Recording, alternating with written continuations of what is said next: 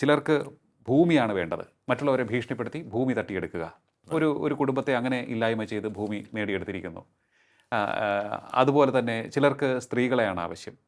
അപ്പോൾ ഇത്തരത്തിൽ anti social elements അത്രയും തഴച്ചു വളരുന്നു. അതിന് തൊട്ടപ്പുറത്ത് ഭക്തിയുണ്ട്. അപ്പോൾ ഭക്തിയുടെ മറവിൽ തഴച്ചു വളരുന്ന ക്രിമിനൽ ആക്ടിവിറ്റീസാണ്. അപ്പോൾ ഈ ക്രിമിനലുകൾ ഭക്തിയുടെ മറവിൽ ഒളിച്ചിരിക്കുകയാണോ? എന്താണ് അങ്ങ് കരുതുന്നത്?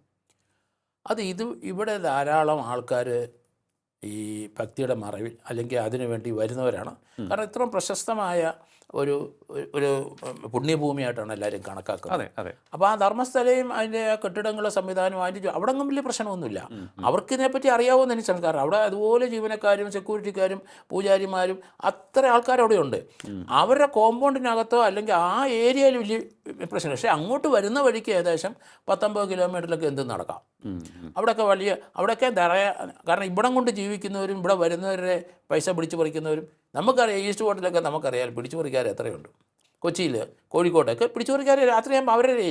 അപ്പോൾ ഇത്രയും വലിയ ഏരിയയിൽ ഇത്രയും ആൾ വരുന്ന സ്ഥലത്ത് എന്ത് നല്ല സ്കോപ്പാണ് ക്രിമിനൽസിന്. അപ്പോൾ അതുകൊണ്ട് ഇത് കോമൺ ആണ്.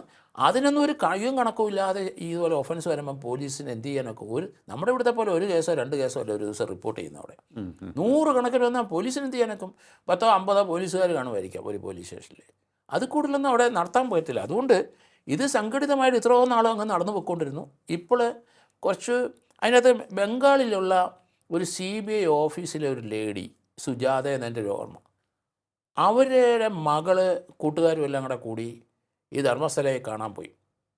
അപകടം പഴങ്ങിയ അവിടെ വെച്ച് അവർ ധർമ്മസ്ഥലക്കാർ 1-2 പേരുണ്ടായിരുന്നു. അവരവരുടെ വീടിന് മുമ്പ് ഈ കൊച്ചിനെ നിർത്തിയിട്ട് ഈ പെൺകുട്ടി അവർ 5-6 പേരുണ്ടായിരുന്നു. അവർ ഡ്രസ്സൊക്കെ എടുത്തിട്ട് വീണ്ടും പോകാനെടുത്തപ്പം തിരിച്ചു വന്നപ്പോൾ ഈ കുട്ടിയെ കണ്ടില്ല. അതിനുശേഷം ഇതുവരെ കണ്ടിട്ടില്ല. 10-21 വർഷമായി.